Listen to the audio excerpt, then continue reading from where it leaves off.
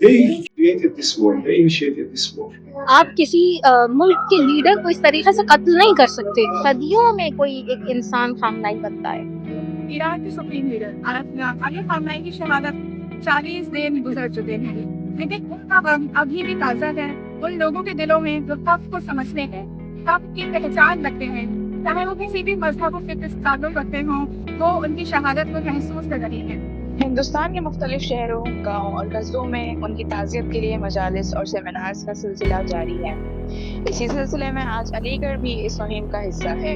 ہم اس وقت علی گڑھ کی حسینیہ زہرا امام باڑے میں موجود ہیں، جہاں آیت اللہ علی خامنائی کی شہادت میں ایک مجلس کا اہتمام کیا گیا ہے.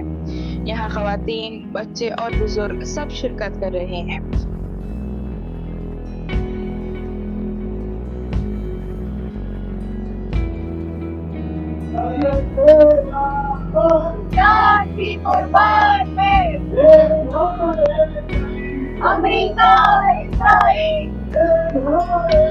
آپ کے لیے خامنائی صاحب کی کیا اہمیت ہے؟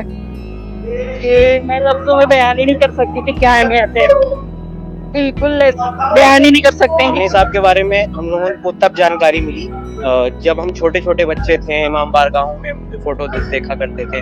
پھر جیسے جیسے بڑے ہوئے ہم لوگوں کو سمجھ میں آیا کہ خامنائی صاحب کیا شخصیت ہے. مجلس جو ہے یہ تعزیت کے لیے نہیں ہے، ایک طریقے سے ہم تہنیت بھی پیش کر رہے ہیں اور تعزیت بھی پیش کر رہے ہیں. ایک طریقے سے ہم کنگریچولیٹ بھی کر رہے ہیں، مبارکباد دے رہے ہیں، کیونکہ ہمارے لیے باعث فخر ہے شہادت.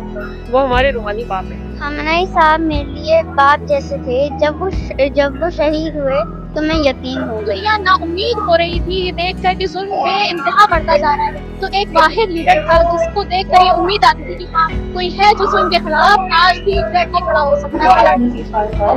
Since they have failed in Islamabad, recently they are saying the field marshal of Pakistan has been visited Iran with some delegation. So can we expect some positive results coming from this talks? Actually, from the beginning, we didn't want to have this war because this war, a lot of other countries were suffered and injured and harmed.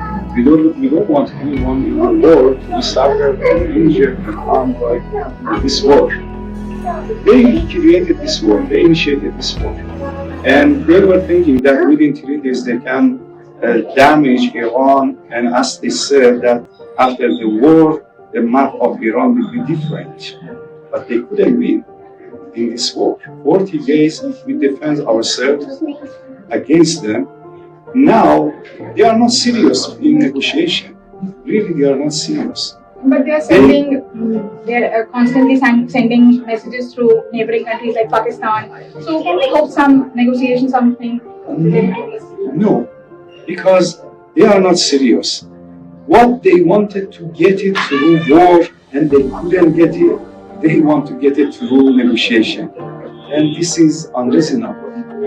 جو باطل نظریہ جو صہیونی طاقت اسرائیل اور امریکہ ہے اس کے خلاف واحد شخص جو خامنائی صاحب تھے وہ کھڑے ہوئے اور انہوں نے امام حسین علیہ السلام کی سیرت کو اختیار کرتے ہوئے نہی عن المنکر اور امر بالمعروف ادا کیا، جو قرآن کی سورہ آل عمران کی 110 آیت میں بھی موجود. آج کے اس ایونٹ کو، آج کی اس مجلس کو آپ کس نظر سے دیکھتے ہیں؟ کیا یہ ایک مذہبی گیدرنگ ہے یا سوشل ہے یا پھر پولیٹیکل ہے؟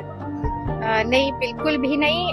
ایسا ہے کہ مذہبی اور پولیٹیکل اور سوشل آسپیکٹ سے ہم دیکھیں تو جس کا غم منانے آئے ہیں وہ ان تینوں آسپیکٹ میں اپنے پرفیکشن پہ تھا.